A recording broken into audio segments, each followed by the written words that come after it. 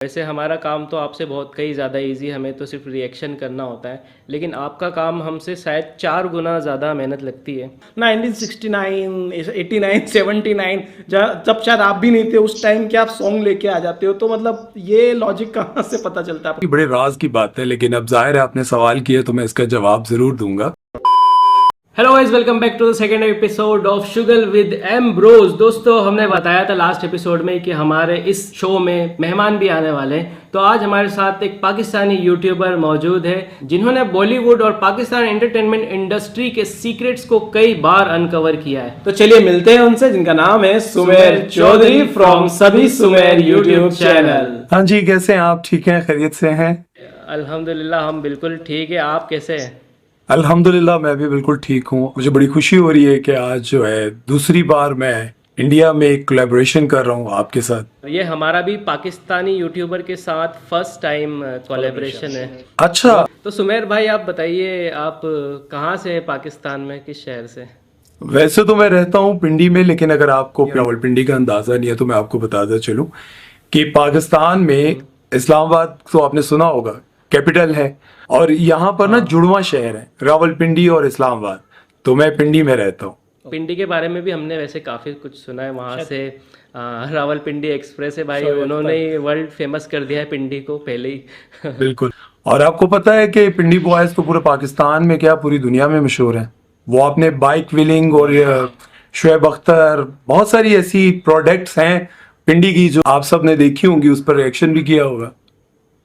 हाँ हाँ, हमने काफ़ी, स्पेशली बाइक स्टंट तो मैंने बहुत देखे हैं। वैसे आप भी पिंडी बॉय, तो आपने भी कभी ऐसा कुछ ट्राई किया है? मैंने तकरीबन 8 से 9 साल व्हीलिंग की है। क्या बात है! 8 से 9 साल की, लेकिन फिर छोड़नी मुझे इसलिए पड़ी कि एक दिन मैं खड़ा हुआ था, मेरे पास ना कुछ लड़कियां खड़ी हुई थी मेरे साथ में ही ना। तो वहां से कुछ लड़के बहुत तेज बाइक पर गुजरे, तो लड़कियों ने कहा कि एक कुत्ते की मौत मरेंगे साले, फला फला फला। तो मैंने कहा यार ये क्या, मैं तो इतनी तेज बाइक इसलिए चलाता था कि ये इंप्रेस होंगी, ये तो गालियां देती हैं। तो आप भी ऐसे ही कुछ करते हैं यूट्यूब के अलावा, या सिर्फ यूट्यूब ही मेन सोर्स है आपका इनकम का राइट नाउ?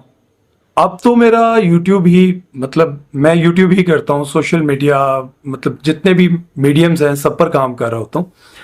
लेकिन आज से कुछ अर्सा पहले मैं शोबिज़ इंडस्ट्री से मुंसलिक था, एज एन एक्टर काम करता था। और वाह! काफ़ी अर्सा मैंने काम किया, लेकिन प्रॉब्लम ये हुआ कि मैं चूंकि इस्लामाबाद में रहता हूँ, मेरी फैमिली भी इस्लामाबाद में है, तो काम सारा हमारे यहाँ होता है कराची में। तो मेरे फादर जब बीमार हो गए तो मुझे यूँ लगा कि यार अब मुझे उनके पास रहना चाहिए। उनकी हालत बहुत ज़्यादा ख़राब थी और डॉक्टर्स भी मुझे कह रहे थे कि ये मतलब ज़्यादा देर ज़िंदा नहीं रहेंगे।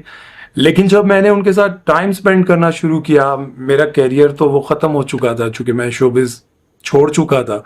और पाकिस्तान की सारी बड़ी सेलिब्रिटीज़ जितनी हैं उनके साथ मैंने काम किया हुआ था, तो मुझे दुख होता था। लेकिन जब मैं अपने वालिद के साथ टाइम स्पेंड कर रहा था, उनके साथ जैसे जैसे मेरा टाइम स्पेंड हो रहा था और उनकी मैं जो खिदमत हो सकती थी वो कर रहा था, तो उनकी जो दुआएं मुझे मिल रही थी, तो मुझे अपना कैरियर भूल कर उनके साथ जो मेरी दोस्ती बनी, वो जो यारी बनी, उसने मुझे बहुत कुछ दिया। और उनकी वफात के बाद फिर मैं यूट्यूब की तरफ आ गया और बस आज आपके सामने हूँ। वैसे हमारा अगला सवाल भी यही था कि आपको यार इंडस्ट्री का इतना नॉलेज कैसे है, बट आपने खुद ही बता दिया कि आपने इंडस्ट्री में काफ़ी साल दिए हैं, तो ये हमारा मतलब हमारा सवाल तो वैसे ही क्लियर हो गया। इंडस्ट्री में एक्चुअली मेरे साथ बहुत सारे लोगों ने जो काम किया था, उनमें से बहुत सारे डायरेक्टर्स, सीनियर एक्टर्स और प्रोड्यूसर्स, कोऑर्डिनेटर्स आज भी मेरे वैसे ही दोस्त हैं। आज भी मेरा उनके साथ उसी तरह से मिलना मिलाना होता है। जो चीज़ें किसी और को नहीं पता होती वो अल्हम्दुलिल्लाह पहले मुझे पता चल जाती है। वैसे सुमेर भाई, आपकी एक बात को मैं अप्रिशिएट करना चाहूँगा कि आपने अपने फादर के लिए अपना जो करियर है उसको ना चुनकर अपने फादर को चुना। ये बहुत बड़ी चीज़ है, आज के ज़माने में ऐसा कम ही देखने को मिलता है। तो इस बात के लिए मैं सच में आपको अप्रिशिएट करना चाहूँगा, और अल्लाह आपके फादर को जन्नत में आला मकाम दे। आमीन आमीन। मैं आपको एक बात बताऊं, मैं एक प्रोजेक्ट कर रहा था, उसका नाम था लिबास। उसमें हुमायूं सईद और माया खान थी और सलीम महराज भी थे। तो वो प्रोजेक्ट छोड़कर जब मैं वापस आया तो मेरे वालिद ने ना उस वक्त मेरे हाथ को पकड़कर मुझे कहा कि मैंने अपनी सारी जिंदगी जो जवानी थी ना वो बहुत फख्र से गुजारी है। मैं चाहता हूँ यार कि मैं किसी हॉस्पिटल में ना लावारिस ना पड़ा हूं। मेरा हाथ पकड़कर मुझे ऐसे लगा किसी बच्चे ने मुझे ना ये रिक्वेस्ट की है, जैसे मुझे आज अपना बेटा को रिक्वेस्ट करता है ना रोते हुए, तो मुझे ना जी अपने वालिद के चेहरे में एक बच्चा और एक मासूम बच्चा नजर आया। तो मैंने फैसला कर लिया कि मेरे वालिद ने वाकई ऐसी जिंदगी गुजारी है, तो क्यों उनका आखिरी टाइम जो है वो ऐसा हो कि मैं कराची में हूं और मेरे वालिद जो है इस कंडीशन में अकेले हॉस्पिटल हूं। तो बस जो हो सका वो किया, पता नहीं अब कैसा किया ये तो अल्लाह ही जानता है। बिल्कुल यार, ये शायद ये बात अल्लाह ने आपके दिल में डाली और फिर आपने आपके वालिद के लिए सब कुछ किया।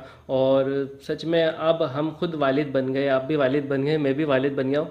तो ये चीज़ हम आपको इस चीज़ पे अब और प्राउड फील होता होगा कि आपने ये चीज़ की, क्योंकि आप अब खुद फादर बन गए, तो आपको भी ये चीज़ का रियलाइज़ हो रहा होगा। आप भी बाप बन गए हैं, माशाल्लाह, आपकी शादी हुई भी है। हाँ भाई, मेरी शादी भी हो चुकी है। मेरी एक बेटी है, 3 साल की है। माशाल्लाह, माशाल्लाह, वाह। और मेरे 2 बच्चे हैं। अरे साहिल के 2 बच्चे हैं। हाँ। अरे वाह यार, अब क्या बात है, जबरदस्त, दोनों को मुबारक हो यार। आपका जो सबसे फेमस वीडियो टॉपिक होता है बॉलीवुड छापा फैक्ट्री, आ, आपने ये कैसे सोचा है कॉन्सेप्ट और कैसे शुरू किया आपने, मतलब आइडिया कहाँ से आया इसका? अच्छा, आप लोगों ने एक गाना सुना होगा, जालिमा कोका कोला पिला दे। जब मैंने ये गाना सुना तो मैंने कहा यार ये क्या, ये गाना तो पहले मैंने कहीं सुना हुआ है। अच्छा, पाकिस्तान में कोक स्टूडियो में पहले भी गा चुके थे, लेकिन मेरे जहन में ना कुछ पुरानी चीजें चल रही थी कि यार ये कुछ है सही, कुछ मिलता जुलता है। तो मैंने जब रिसर्च करना शुरू की तो मुझे नजर आया ये तो पाकिस्तान ने बहुत पहले गा लिया था। और आज भी आप जानकर हैरान होंगे कि ये गाना नूरजहां ने 1986 में गाया था। फिर जब रिसर्च करना शुरू की तो मैंने कहा अब तो बॉलीवुड छापा फैक्ट्री बन कर रहेगी। और उस वक्त मैंने सोचा कि यार अगर मैं एक गाना बताऊंगा कि वो गाना जिसमें नूरा फाते हैं, उसकी वजह से लोग उसको देख रहे हैं, और आपको पता है उसकी वजह से लोग वाकई देखते हैं, तो वाकई। मैंने मैंने कहा अगर इसको मैं सिर्फ बताऊंगा तो ये तो छोटी सी वीडियो बनेगी। मैंने रिसर्च करनी शुरू की तो फिर मुझे बहुत सारी चीजें मिल गई। मैंने कहा ले भाई, ओके। अब तो मैं छोड़ूंगा नहीं, अब तो मैं करके रहूंगा। मैंने जब छापा फैक्ट्री बनाना शुरू किया तो तब मुझे पता चला कि हमारे जितने भी पुराने बड़े सिंगर्स हैं, जैसे उस्ताद नुसरत फतेह अली खान साहब, अल्लाह उनको जन्नतुल फिरदौस में जगह अता फरमाए, उनके जितने लोग दीवाने हैं, मैं तो हैरान, मैं समझ रहा था कि सिर्फ पाकिस्तान में उनको सुना जाता है, लेकिन पाकिस्तान में नहीं बल्कि इंडिया में उनको ज्यादा सुना जाता है। बहुत ज़्यादा। और ये मेरे लिए बहुत फख्र की बात थी। हमने जब स्टार्ट किया था पाकिस्तान पर रिएक्शन, हमें 5 साल हो चुके हैं। और वहाँ पर जब हमने पहली बार कोक स्टूडियो सॉन्ग सुने थे, तो कई सॉन्ग्स को सुनकर तो हमें ऐसा लग रहा था कि यार ये पाकिस्तान का सॉन्ग है, हम समझते थे ये इंडियन सॉन्ग है। और यहाँ के लोग भी इतना सुनते हैं कि हम किसी को बताते हैं ना कि ये सॉन्ग सुनो बहुत अच्छा है, तो वो बोलते हैं भाई हम ऑलरेडी सुनते हैं इसको। हाँ, बिल्कुल बिल्कुल बिल्कुल ऐसा है। वैसे पाकिस्तानी ये सॉन्ग्स इंडस्ट्री जो है ना, उससे नाता हमारा ठीक है। हमने रिएक्शन अभी 5 साल पहले देना शुरू किया है, लेकिन सॉन्ग्स सुनने की अगर बात करें तो हमारा बचपन का प्यार है आतिफ असलम। छापा फैक्ट्री पे ऑफिस जाते हैं, तो छापा फैक्ट्री जो आपने शुरू किया था, तो ये जो सॉन्ग्स ढूंढने का, क्योंकि आपने एक पार्ट तो बनाया नहीं, आप ये जो पार्ट पे पार्ट बनाए जा रहे हैं छापा फैक्ट्री के, तो ये पार्ट बनाने के लिए जो सॉन्ग्स ढूंढने का आपका व्यू मेथड है वो क्या है? कैसे आप सॉन्ग्स मैचअप करवाते हैं, ढूंढते हैं? क्योंकि आप 1969, 89, 79 जब शायद आप भी नहीं थे उस टाइम के आप सॉन्ग लेके आ जाते हो, तो मतलब ये लॉजिक कहाँ से पता चलता है आपको? कोई एआई टूल है क्या आपके पास ऐसा जो ढूंढ के दे देता है आपको? अच्छा, सबसे पहले तो मैं आपको बताऊं ये बड़े राज की बात है, लेकिन अब जाहिर है आपने सवाल किया तो मैं इसका जवाब जरूर दूंगा। अच्छा, मेरे जो फादर थे, मेरे जो वालिद थे, उनके साथ मेरा बहुत ज्यादा जो है ना वो दोस्ताना था, बहुत ज्यादा उनके साथ गपशप। तो हम बहुत छोटे थे, तो आप लोगों को भी याद होगा कि बचपन में ना हमारे यहाँ एक घरों में छोटी कोई टेप शेप ये वो पहले बहुत ज्यादा रिवाज होते थे, रिकॉर्डर्स। तो मेरे वालिद जो हैं वो सुबह उठ करना जब भी वो काम से फ्री हो जाते थे तो वो गाने लगाते थे।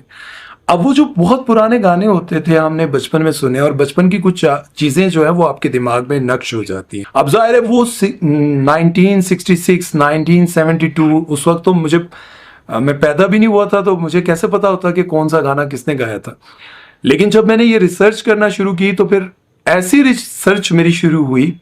अब आप देखें, मेरी वीडियोस तो दूसरे तीसरे दिन आती रहती हैं, लेकिन ये छापा फैक्ट्री जो है वो तकरीबन 1-2 महीने के बाद आता है। उस पर 2 महीने जो है वो काम जारी रहता है।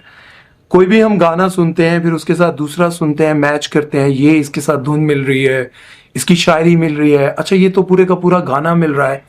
तो बहुत ज्यादा मेहनत होती है। उस मेहनत के बाद जो है वो गाने तैयार होते हैं और आप सबके सामने फिर आते हैं। क्या बात है, मतलब मेहनत तो इसमें आपकी बहुत है, डेफिनेटली समझ सकते हैं बीइंग अ यूट्यूबर। वैसे हमारा काम तो आपसे बहुत कई ज़्यादा इजी, हमें तो सिर्फ रिएक्शन करना होता है, लेकिन आपका काम हमसे शायद 4 गुना ज़्यादा मेहनत लगती है। बिल्कुल। तो बिल्कुल अप्रिशिएट है आपको इस चीज़ के लिए। Thank you. और आप हमें फिर भी अलाउ करते हैं कि हम इस पे रिएक्शन कर सके, तो वो आपका दिल काफ़ी बड़ा है, ये बात के लिए भी आपको अप्रिशिएट करना चाहेंगे।